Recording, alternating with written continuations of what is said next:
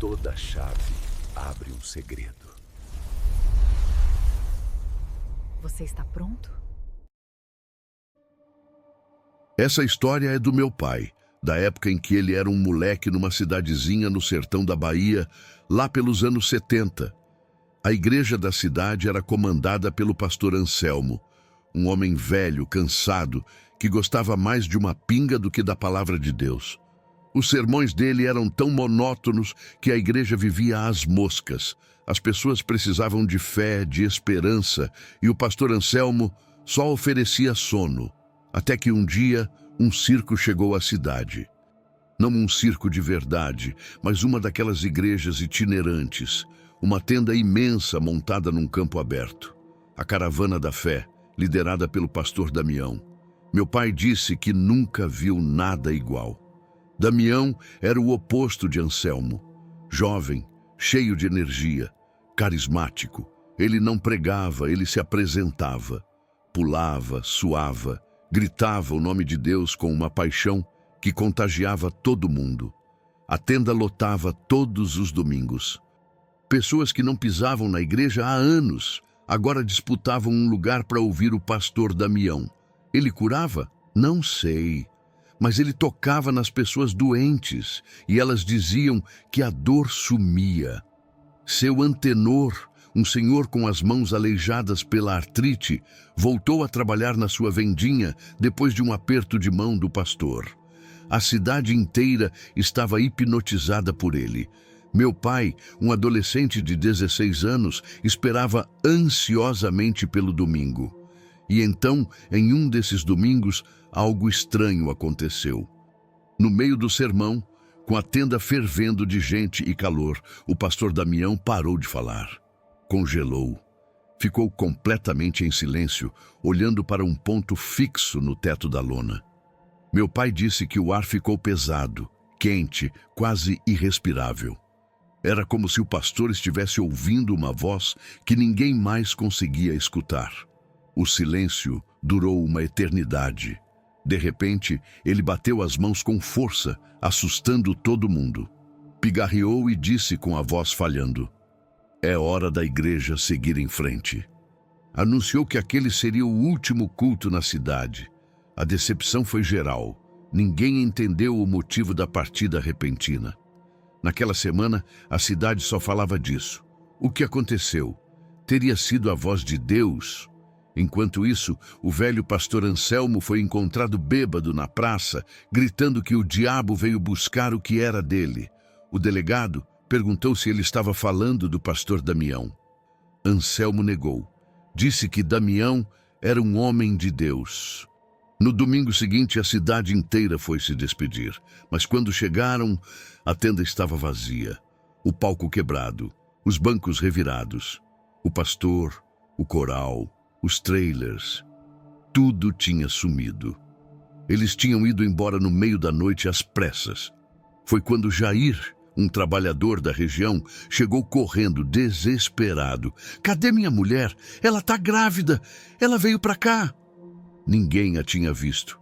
Logo depois, outra pessoa apareceu procurando pelo marido, um homem quieto que sofria nas mãos da esposa megera. No final do dia, a contagem era assustadora. 12 pessoas da cidade haviam desaparecido junto com o pastor Damião. A maioria eram pessoas que viviam em lares abusivos, casamentos infelizes, vidas de sofrimento. A fofoca se espalhou. O pastor era um líder de seita.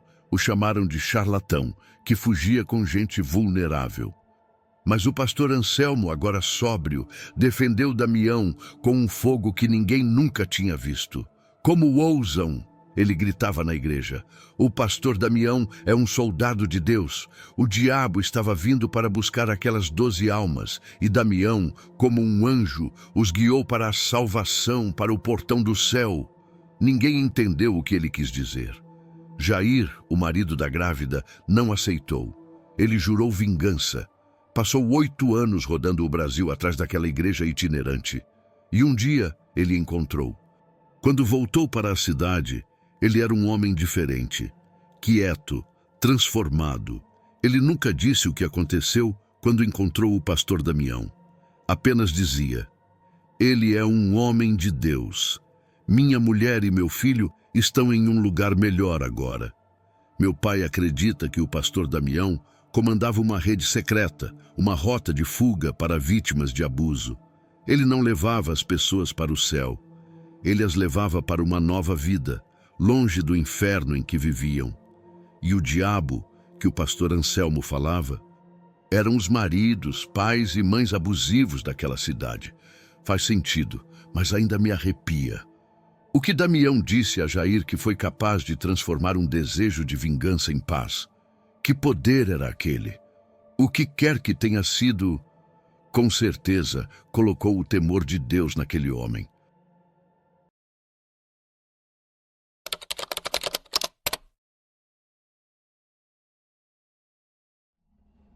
Meu avô ficou muito abalado depois que minha avó faleceu. Ele, que nunca ligou para a religião, começou a procurar por algum consolo.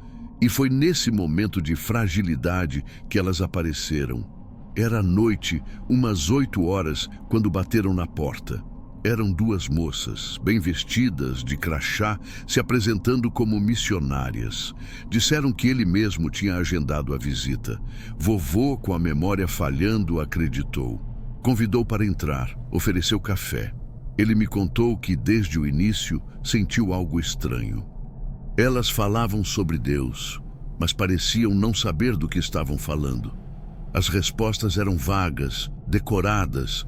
Entregaram uns folhetos, mas não sabiam explicar o conteúdo.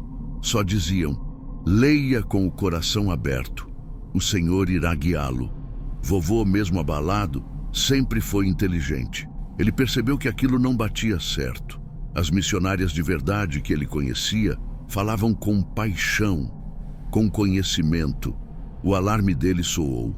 Uma delas, irmã Jéssica, perguntou sobre a vovó. Vovô, com saudades, começou a desabafar. Foi aí que a outra, irmã Beatriz, pediu para usar o banheiro. Ele continuou conversando com Jéssica. Quando olhou no relógio, Beatriz estava no banheiro há quase 1 hora. Ele achou estranho e perguntou se ela estava bem. Jéssica tentou desconversar. "Ela demora mesmo, não se preocupe." Mas o vovô se preocupou. Eu sempre o avisei sobre golpes. Ele se levantou e disse que ia verificar. Jéssica ficou nervosa, tentou impedi-lo, mas meu avô, mesmo de bengala, foi firme. Ele a afastou e foi em direção aos quartos. Beatriz não estava no banheiro. Estava no quarto dele, andando de um lado para o outro, olhando as fotos, os objetos. Não estava roubando, mas bisbilhotava onde não devia. A paciência do meu avô acabou. Ele pediu que as 2 fossem embora. Elas saíram com um sorriso no rosto, deixando a pilha de folhetos para trás. Naquela noite, meu avô não dormiu. Teve pesadelos e acordava com a sensação de que não estava sozinho. Uma frase se repetia na cabeça dele: "O Senhor te salvará." No dia seguinte, ele me ligou. Fui até lá e reviramos a casa. Não faltava nada. Mas então eu encontrei. Debaixo de uma prateleira, atrás da cabeceira da cama e dentro de uma gaveta, havia 3 pequenas caixinhas de som pretas escondidas. Peguei os folhetos. Não era de nenhuma igreja conhecida. Fiz uma busca na internet e achei: Discípulos da Nova Alvorada. Encontrei relatos de ex-membros. Eram uma seita. O golpe era sempre o mesmo. Se aproximavam de idosos vulneráveis e os convenciam a colocar a igreja como única herdeira em seus testamentos. Vários relatos mencionavam parentes que, de repente, começavam a ter sonhos com anjos, dizendo para doarem tudo. Eu já sabia o que ia acontecer. Naquela noite, vovô dormiu no quarto de hóspedes e eu fiquei no quarto dele, esperando. Deu 1 da manhã. E as caixinhas de som ligaram. Uma voz suave sussurrava: "Meu filho, o caminho é a salvação. Doe seus bens. O Senhor te salvará." Era um golpe cruel. Usar a fé e a solidão de um idoso para roubá-lo. Chamamos a polícia. Eles levaram as caixinhas e investigaram a igreja. Claro, Nenhuma das missionárias de lá se parecia com a Jéssica ou a Beatriz. A seita contratava gente de fora para fazer o serviço sujo. A investigação não deu em nada. Meu avô escapou, mas eu fico pensando: quantos outros não tiveram a mesma sorte? Quantos idosos morreram sozinhos e na miséria, esperando por uma salvação que nunca chegaria?